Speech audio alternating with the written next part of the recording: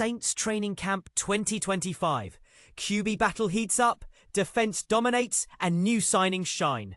The 2025 training camp for the New Orleans Saints is officially underway, and the excitement is palpable as teams across the NFL gear up for the season. Our dedicated reporters are on site daily, capturing all the thrilling moments. This year, the Saints are holding their camp in Metairie, Louisiana.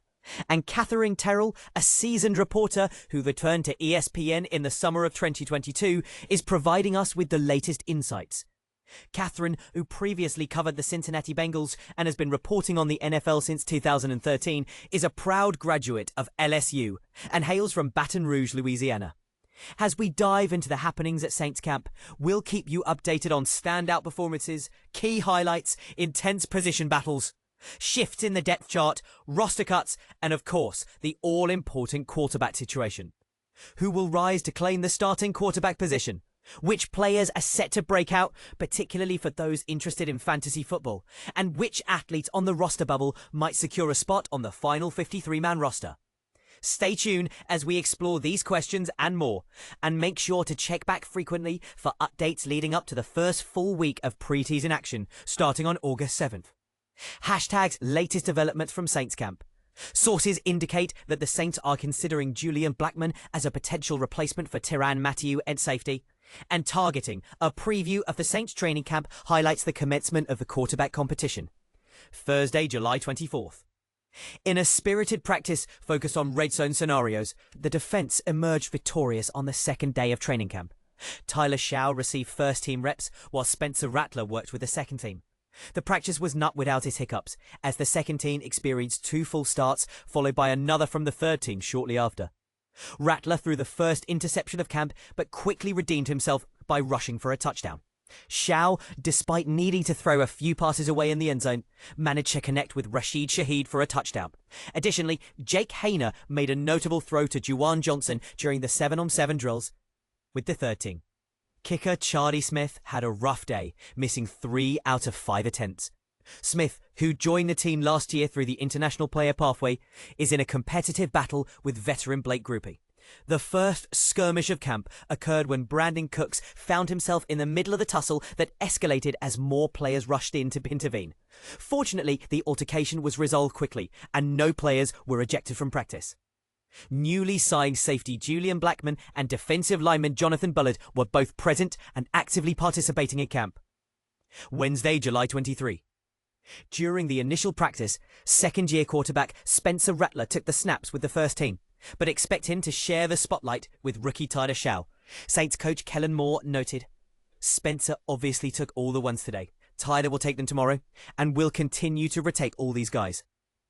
This marks the first genuine quarterback competition for the Saints since Taysom Hill and Jameis Winston battled for the position in 2021. Moore emphasized that there is no rush to name a starter, stating, "The sooner you make a decision, the sooner you can focus on specific personnel groups and establish consistency. However, we will allow the process to unfold at its own pace." The practice session lasted about an hour, then Moore indicated that this would be the shortest practice of the camp, with a similar duration expected for Thursday. Taysom Hill and Foster Moreau were the only players absent from practice, as they will begin camp on the physically unable to perform list. Additionally, Tyrann Mathieu was not present after announcing his retirement just before training camp began. Saints QB battle. Spencer Rattler versus Tyler Shough. Who will start? Imagine the thrill of a high-stakes quarterback showdown. The Saints are in the midst of an intense quarterback battle, and surprisingly, this year's second-round draft pick isn't the first to take the reins. According to Nick Underhill from New Orleans Football, Spencer Rattler seized the opportunity to lead the first-team drills on Wednesday. Meanwhile, Tyler Shough is scheduled to take his turn at the helm on Thursday. Source: https://nickunderhill/status/19480418415538550. Mike Triplett, also from New Orleans Football, reported that head coach Kellen Moore explained to the media why Rattler got the initial nod. Moore highlighted Rattler's edge due to his prior year of experience. Source: https://x.com, Mike Triplett/status 1948-42-9572-863387. Interestingly, Moore pointed out that both Rattler and Shough's performance were strikingly similar based on the team's off-season analytics. But here's where it gets intriguing. Despite Moore being a fresh face as the head coach and introducing a new offensive scheme, Rattler already has some real game exposure. He featured in 7 games last season, starting 6 of them, and managed to complete 57% of his passes for 1,317 yards, throwing 4 touchdowns but also 5 interceptions. Given Shough's maturity at 25 and his college background, it's plausible he could quickly adapt and even become New Orleans' starting quarterback in week 1. And this is the part most people miss. The competition is far from over, and both quarterbacks have strong arguments in their favour. So, who do you think deserves the starting spot? Do you agree with Moore's approach, or do you think age and college experience should weigh more? Share your thoughts in the comments, and let's spark a lively debate. Staying cool in the sweltering heat. Tips from the New Orleans Saints. Imagine stepping onto a football field, the sun blazing down, and a heat wave so intense it feels like you're running in a giant oven. That's the reality for the New Orleans Saints as they kick off their training camp, battling temperatures that can reach 114 degrees with the heat index. It's not just about sweating it out on the field, it's about survival in a literal sense. But here's where it gets controversial. Did you know that Louisiana recorded 51 heat-related deaths last year, and the numbers are climbing? Yet it's not just football players who are at risk. Young children, the elderly, people with medical conditions, and outdoor workers are all vulnerable to heat-related illnesses. The good news is, the Saints' strategies to stay cool can be adapted by anyone spending time outdoors. The Saints coaching staff closely monitors the heat index, humidity, and even uses a special measurement called wet bulb globe temperature to determine safe practice times. They start with indoor activities and gradually move outside, using air-conditioned tents and cooling boxes chilled to 35 degrees. For those without such luxuries, simple methods like stepping into a cool vehicle or holding a frozen water bottle can make a big difference.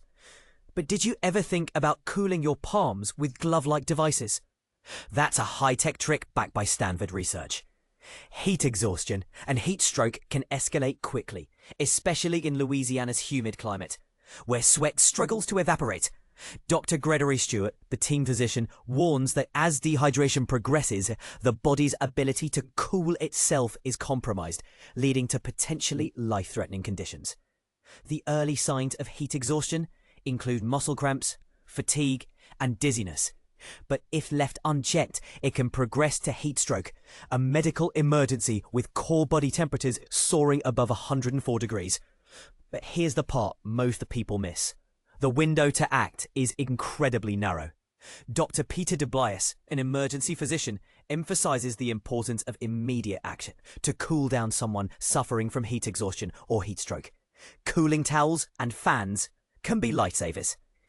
And did you know that sugary, caffeinated, or alcoholic drinks can actually worsen dehydration? Who's most at risk? It's not just the very young and the very old. Anyone taking medications that affect hydration or thermoregulation, such as diuretics, beta blockers, psychiatric medications, and stimulants, are at higher risk. Even a heat index in the 80s can be dangerous under certain conditions.